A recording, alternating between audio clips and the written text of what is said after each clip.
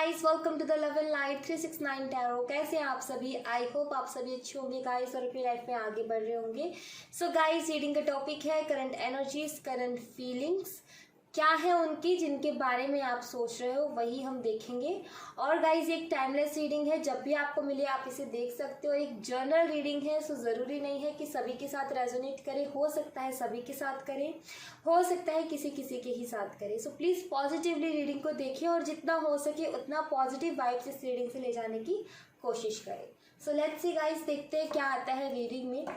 क्या कुछ एनर्जीज हैं आज की आपके पार्टनर की, वो हम इस रीडिंग से देखेंगे।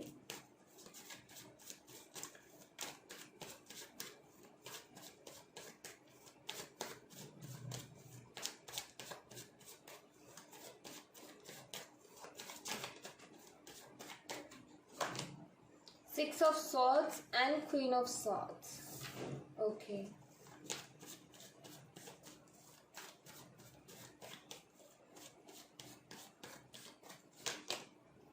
The Hermit and Seven of Pentacles.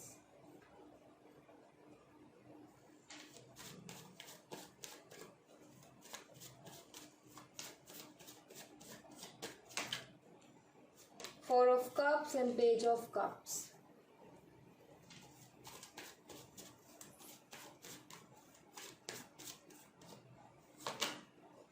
Judgment and King of Swords.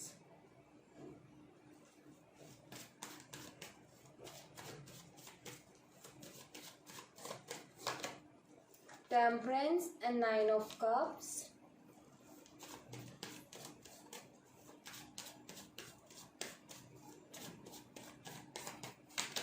Two of Cups and Knight of Pentacles.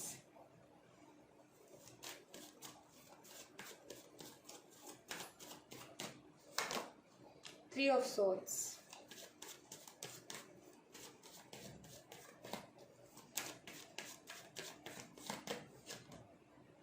Nine of Swords and the Lovers. And last card, Ten of Cups. Nice. Bottom of the deck से है Seven of Cups. Alright. So guys, सबसे पहले तो sign की बात कर लेती हूँ मैं। यहाँ पर जो साइन है वो है जेमिनी, लिब्रा एंड एक्वेरियस। मिथुन, तुला और कुंभ राशि। यहाँ पर है टॉरस, वर्गो एंड कैप्रिकॉन, जिसमें टॉरस, वर्गो एंड कैप्रिकॉन, वृषभ, कन्या और मकर राशि, जिसमें से कन्या राशि वर्गो साइन स्ट्रॉन्ग है। यहाँ पर है कैंसर, स्कॉर्पियो एंड पाइसिस, कर्क, मीन और वृश्चिक राशि। यहाँ पर जेमिनी, लिब्रा एंड एक्वेरियस है। मिथुन, तुला और कुंभ राशि, जिसमें से जेमिनी, मिथुन राशि बहुत स्ट्रॉन्ग है।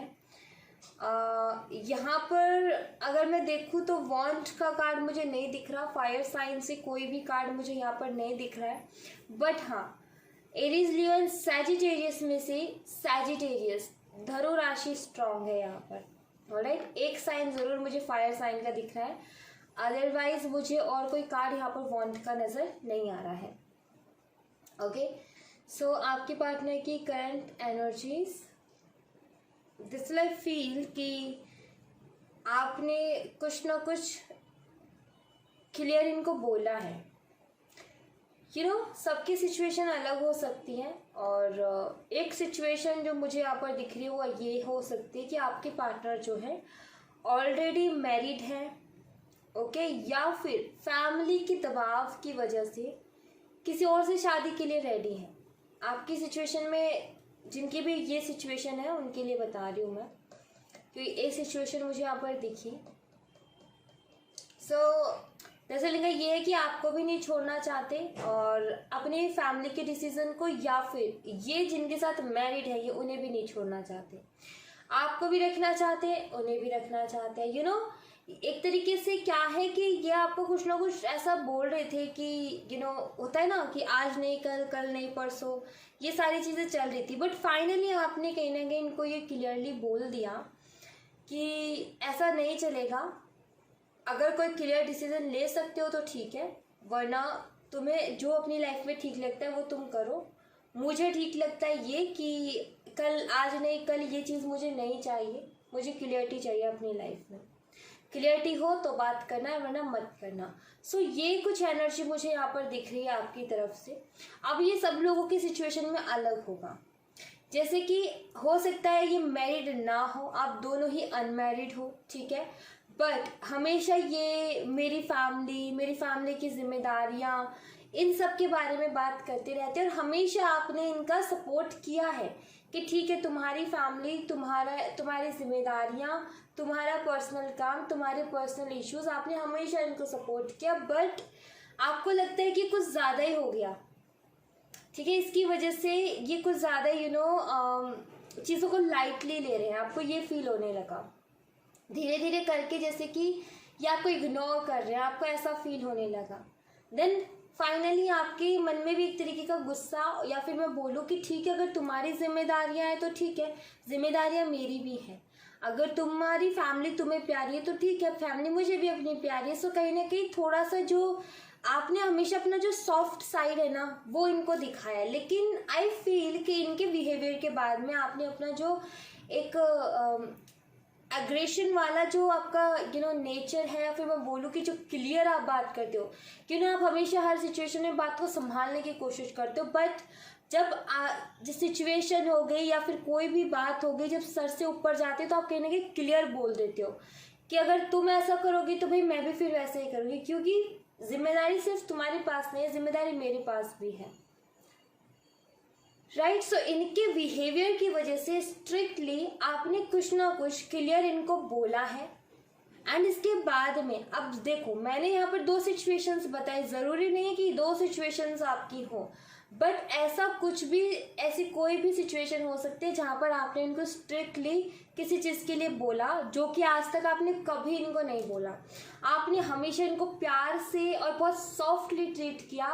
ये एक बार था जो आपने इनको कहीं ना कहीं क्लियर 2 शब्दों में बात समझाई हो, ठीक है। होता है ना, हम ऐसा मत करो, ये कर लो, वो कर लो, प्यार से समझाते हैं किसी को, लेकिन जब बात कुछ ज़्यादा बिगड़ जाती है और फिर बार बार हमारे सेल्फ रिस्पेक्ट पे चोट पहुंचती है, तो कहीं ना कहीं हम फिर क्लियर बात करते हैं, या तो आर या फिर पार वाली। सो ये यहाँ पर वही एनर्जी मुझे दिख रही है कि आपने भी स्ट्रिक्टली कुछ ना कुछ इनको बोला। उसके बाद में आपने काफ़ी ज़्यादा लाइफ में अकेलेपन को भी फेस किया है, बिकॉज आपके पार्टनर और आपकी बात भी बंद हो गई, आप दोनों की बात भी नहीं हुई, और कहीं ना कहीं काफ़ी अकेलेपन से आप गुजरे हो, और इस अकेलेपन से बहुत कुछ सीखा भी है आपने, आपकी सोल भी ग्रो करी है, आपने बहुत सारे एक्सपीरियंस लिए हैं, बहुत सारी चीज़ें ऐसी हैं जो कि आपको पता नहीं थी, लेकिन इस सेपरेशन के बाद आपने सीखी है, अपने बारे में आप बहुत ज़्यादा जाने हो, और कहीं ना कहीं आप खुद के अंदर वो पावर्स जो आप अभी तक पहचान नहीं रहे थे, वो पावर्स आपने इस सेपरेशन में, इस अकेलेपन में अपने साथ टाइम स्पेंड करके वो पावर्स आपने अपने अंदर पहचानी है। दरअसल आप कई बार इस रिश्ते को जब देखते हो शुरू से लेकर के अब तक, सो आपको नज़र आता है कि कितना आपने इसमें 100% दिया है, कितना आपने इसमें एफर्ट डाला है, और उसके बदले मिला क्या है आपको, इस बारे में आप बहुत ज़्यादा सोचते रहे हो। हालांकि फीलिंग्स आपके पार्टनर जो भी हैं, ये जिनके लिए भी आप ये रीडिंग देख रहे हो, फीलिंग्स आज भी है आपके दिल में, बट कहीं ना कहीं थोड़े से अब आप स्ट्रिक्ट हो गए हो। मैं बोलूँ कि वो जो इमोशनल आप हुआ करते थे हर चीज़ के लिए, इमोशनल तो रिश्तों के लिए आप आज भी हो, लेकिन हर छोटी बात पे रोना जो होता था वो कहीं ना कहीं आपने अब बंद कर दिया। फिर मैं बोलूँ कि समय के साथ वो चीज़ें जो है भर गई। एक जब घाव ताज़ा ताज़ा होता है तो उसमें दर्द ज़्यादा होता है, राइट, बट धीरे धीरे समय के साथ वो भरता जाता है तो दर्द उसका कम होता रहता है। सो वही चीज़ है यहाँ पर कि जब शुरू में सेपरेशन हुआ तो बहुत मुश्किल हुई आपको, और आप हमेशा इमोशनल ही रहते थे और हर छोटी बात को याद करके रो जाते थे, लेकिन अब समय के साथ कहीं ना कहीं आप स्ट्रॉन्ग बने हो, और समय के साथ कहीं ना कहीं वो यादें तो हैं लेकिन अब आप रोते नहीं हो। सो ये एनर्जी आपकी मुझे यहाँ पर दिखती है। अब आपके पार्टनर की अगर बात करूँ तो आपके पार्टनर जो है आपके सामने खुल के अपनी फीलिंग्स को तो जाहिर नहीं कर रहे हैं, ठीक है, क्लियर दिखता है, क्योंकि यहाँ पर किंग ऑफ स्वॉर्ड्स है। भाई क्वीन एंड किंग जो स्वॉर्ड्स के होते हैं ना, इनकी एनर्जी बहुत अलग ही होती है। जहाँ पर क्वीन डिसीजन सुनाती अपना, अपनी बात बोलती, किसी की सुनती नहीं है। वहाँ पर किंग जो है वो भी किसी की नहीं सुनता, बट अपने दिल की बात को नहीं रखता सामने, छुपा करके चीज़ों को रखना पसंद करता है। किसी को पता ना चले कि मेरी ये फीलिंग है या फिर मेरी ये वीकनेस है। तो हमेशा ही अपने, एक तरीके से मैं अगर बताऊँ तो इमोशनली आप इनके लिए वीकनेस हो। कैसे? आपको लेकर के ये इंसान हमेशा बहुत ज़्यादा, पहली बात तो बहुत ज़्यादा सोचता है, और दूसरी बात बहुत ज़्यादा इमोशनली आपसे कनेक्शन भी एक फील करता है। देन अगर ये आपको आकर के ये चीज़ बताएगा, सो कहीं ना कहीं इसको लगता है कि ये उस वक्त कमज़ोर पड़ेगा, क्योंकि आपके लिए इनका एक ईगो, जब हम किसी को क्लियरली दो बातें बोल देते हैं तो सामने वाले का ईगो अपने आप बढ़ता है, राइट। उसके मन में भी सवाल होता है, उसने मुझे ऐसा बोला तो क्यों ना मैं भी वैसा ही बन के दिखाऊं, या क्यों ना मैं भी वैसा ही बन के दिखाऊं, राइट। सो फीलिंग्स बहुत है, बट आपको ये शो कर रहे हैं कि इनको फर्क नहीं पड़ता है। बट इनके साथ जो हो रहा है, जो कि मतलब कि एक सिक्के के दो पहलू होते हैं, हमें एक ही तरफ दिखता है, दूसरी तरफ नहीं दिखता, पर्दे के पीछे क्या चल रहा है हमें नहीं पता। सो इन्होंने एक तरीके से मुखौटा ओढ़ा हुआ है कि भाई इनको फर्क नहीं पड़ता, बट इनके अंदर क्या चल रहा है वो मैं आपको बता रही हूँ। ये जो है ईश्वर से ना अपनी खुशियां मांगते हैं, ठीक है।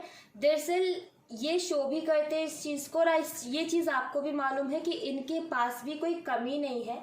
प्रपोजल्स को देख लो, या फिर फैमिली के प्यार या सपोर्ट को देख लो। हालांकि लव मैरिज वगैरह है या फिर ये है, इनको सपोर्ट नहीं करते, बट और तरीके में इनकी फैमिली इनको सपोर्ट करती है, और जो भी ये चाहे उसको करने में इनकी फैमिली इनको सपोर्ट करती है, इनकी फैमिली इनसे प्यार करती है, ठीक है।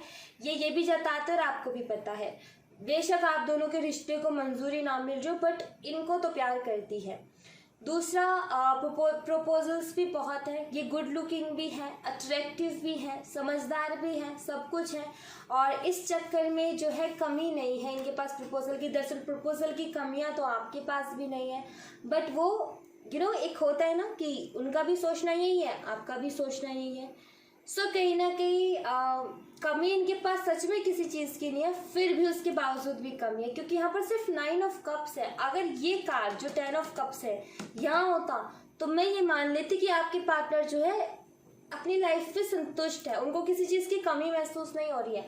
बट यहाँ पर जजमेंट का कार्ड है, यहाँ पर 9 ऑफ कप्स है, तो यहाँ पर खुशियाँ मांगी जा रही है। 9 कप्स तो है, लेकिन एक और कप मांगा जा रहा है, क्योंकि इनको लाइफ में पीस चाहिए, इनको खुशियाँ चाहिए, और वो खुशियाँ कहाँ हैं? यहाँ पर 2 ऑफ कप्स का कार्ड भी अवेलेबल है, यहाँ पर 10 ऑफ कप्स भी है। ये कंप्लीशन के बारे में बताता है, ये कंप्लीशन नहीं है, ये सिर्फ एक हैप्पी लाइफ तक है। इनकी लाइफ, इनकी खुशियाँ, इनकी ड्रीम, इनकी ख्वाहिश, इनकी शौक।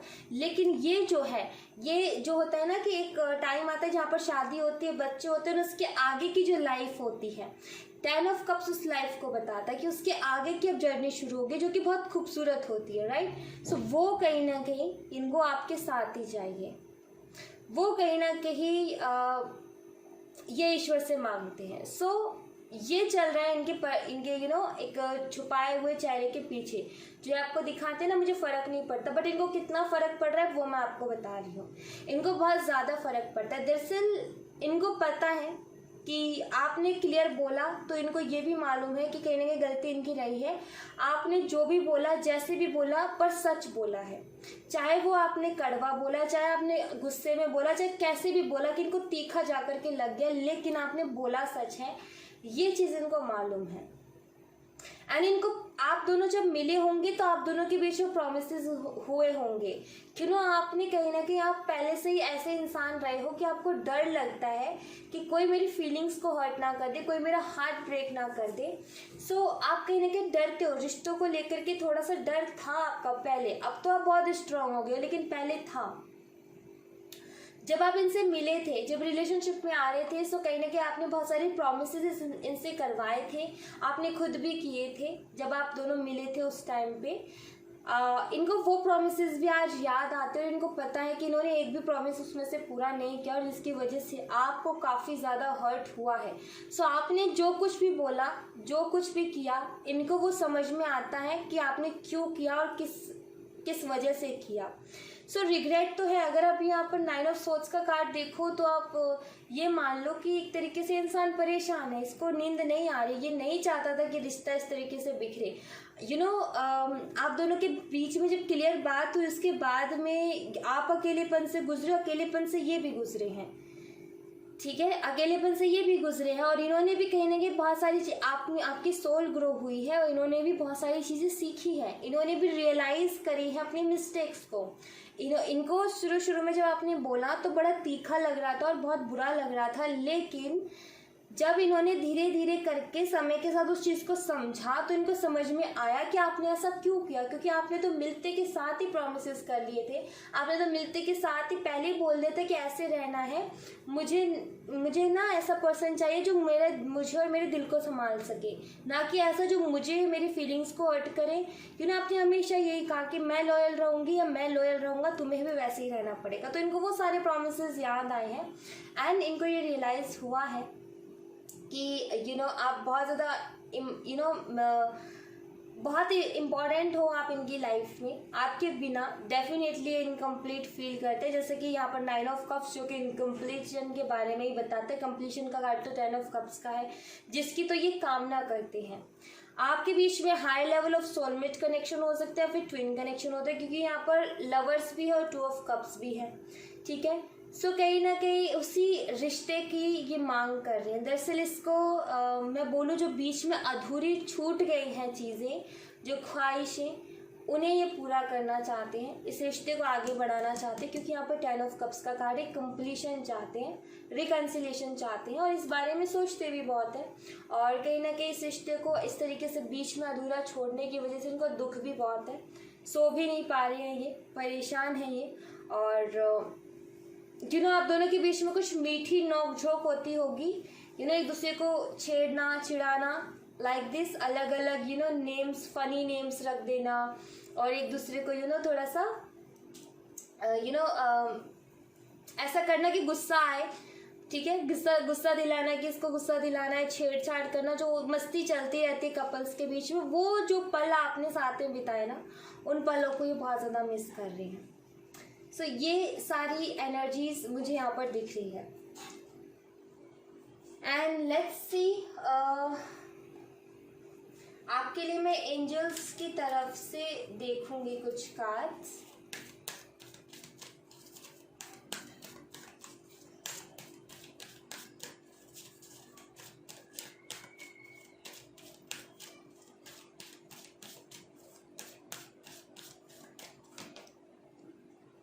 There is something better. Remain positive. कुछ ना कुछ अच्छा आपके लिए रेडी किया जा रहा है यूनिवर्स की तरफ से, ठीक है।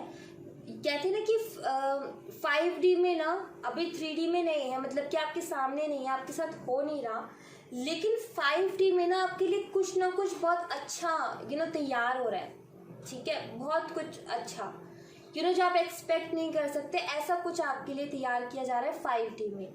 अभी उसको थोड़ा टाइम लगेगा रेडी होने में, तब तक आपको कहा जा रहा है कि आप पॉजिटिव रहो। 3D में वो बहुत जल्दी मैनिफेस्ट होगा अगर आप पॉजिटिव रहते हो तो। कुछ ऐसी अच्छी चीज़, कुछ ऐसी गुड न्यूज़ जो कि आपने एक्सपेक्ट भी ना की हो, ठीक है। Forgiveness and helpful people, okay. यहाँ पर आपको कहा जा रहा है कि आपको कुछ चीज़ों के लिए पहले तो खुद को भी माफ़ करना है और दूसरी बात दूसरों को भी माफ़ करना है। हो सकता है बहुत सारे लोग ऐसे हैं, आपके फ्रेंड्स हो सकते हैं या आपकी पार्टनर को ही ले लीजिए, आपका दिल बहुत ज़्यादा दुखाया है, ठीक है।